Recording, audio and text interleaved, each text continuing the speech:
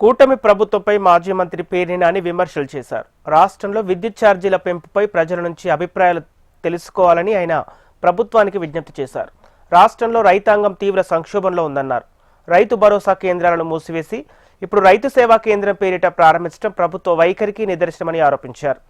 ఆదానితో జగన్ కుమ్మక్కయ్యారని విమర్శించిన టీడీపీ నేతలు ఇప్పుడు అదే ఆదానితో సంబంధాలు ఏ విధంగా కొనసాగిస్తున్నారని పేర్ని నాని ప్రశ్నించారు.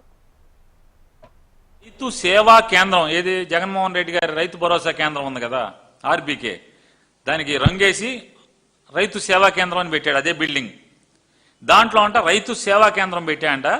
ఆ రైతు సేవా కేంద్రం పరిధిలో రైతులందరినీ పోగేసి వాళ్ళు ఏ పంట పండించాలి, వాళ్ళ కష్టాలు ఏంటో ఇప్పుడు తెలుసుకుని, అంటే రియల్ టైం గవర్నెన్స్ సర్వీసెస్ ద్వారా ఆయన వాళ్ళకి నేర్పిస్తాడంటే వ్యవసాయం. ఇప్పుడు కొత్తగా నిన్న మాట్లాడుతున్నాడు. ప్రజలు ఏమనుకుంటారు, రైతులు ఏమనుకుంటారు?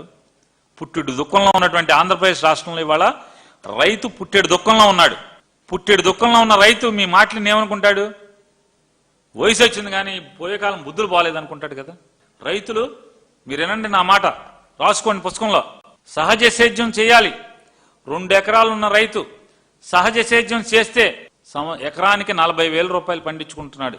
ఎందుకే మీరు కౌలుకు తీసుకుని అప్పులు చేసి, ఓకే, 1,000 అప్పులు చేసి పంట దెబ్బతింటే చంద్రబాబు నాయుడు గవర్నమెంట్లోకి వచ్చే నాశనం అయిపోతారు కదా, మళ్ళీ మా మీద పడి ఏడుస్తారు కదా గవర్నమెంట్ మీద అని మాట్లాడతారు.